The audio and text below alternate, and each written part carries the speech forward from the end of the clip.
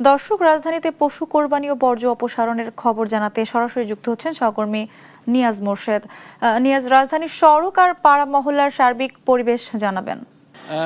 যদি একটু বলি যে এখন পর্যন্ত আমরা যতগুলো স্পটে ঘুরেছি সকাল থেকে, সেই স্পটগুলোতে আমরা দেখেছি পাড়া মহল্লার ভিতরে যেসব বর্জ্য সেগুলো আসলে আপনারা পরিষ্কার করে ফেলছি ইতিমধ্যে ঢাকা দক্ষিণ এবং উত্তর সিটি কর্পোরেশন। তবে এখন আমি যে স্পটে দাঁড়িয়েছি ধানমন্ডিতে, এবং ধানমন্ডির যে এই জায়গাটিতে দেখেন এখনও আপনার মেইন সড়কের পাশে কিন্তু বর্জ্য ফেলা হচ্ছে, এবং সেই বর্জ্য বিভিন্ন জায়গা থেকে এনে এখানে ফেলা হচ্ছে। এবং এইমাত্রই এই সিটি কর্পোরেশনের যে গাড়িটি রয়েছে সেই গাড়িটি এইমাত্রই আসছে এই ময়লাগুলো ফেলার জন্য।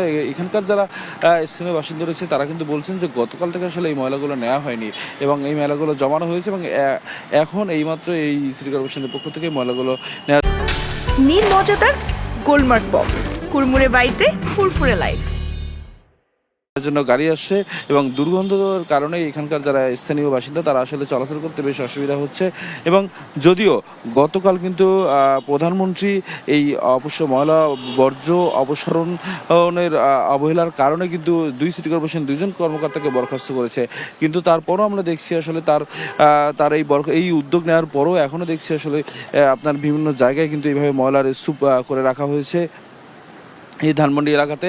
এবং যদি একটু বলি যে আমরা হাটও গিয়েছিলাম, যদিও হাটগুলো বেশিরভাগই আপনার পরিষ্কার পরিচ্ছন্ন করে ফেলছে দুই সিটি কর্পোরেশন। তবে এই যে এখনও আপনার প্রধানমন্ত্রী এত বড় উদ্যোগ নেওয়ার পরে এখনও এই যে আপনার ময়লাগুলো এখনও এখানে রাস্তার পাশে স্তূপ করে রাখা হচ্ছে, এতে এখানকার যারা স্থানীয় বাসিন্দা রয়েছে তারা আসলে বেশ ক্ষোভ জানিয়েছেন যে প্রধানমন্ত্রী এত উদ্যোগ নেওয়ার পরও, এবং সেই সাথে আপনার পরিচ্ছন্নতা কর্মীদেরও আপনার অনুদান দিয়েছিলেন, ঈদের আগে প্রণোদনা দিয়েছিলেন, সেই জায়গা থেকে তারপরে কেন আসলে এই অবহেলা, সে বিষয়ে আসলে তাদেরও প্রশ্ন।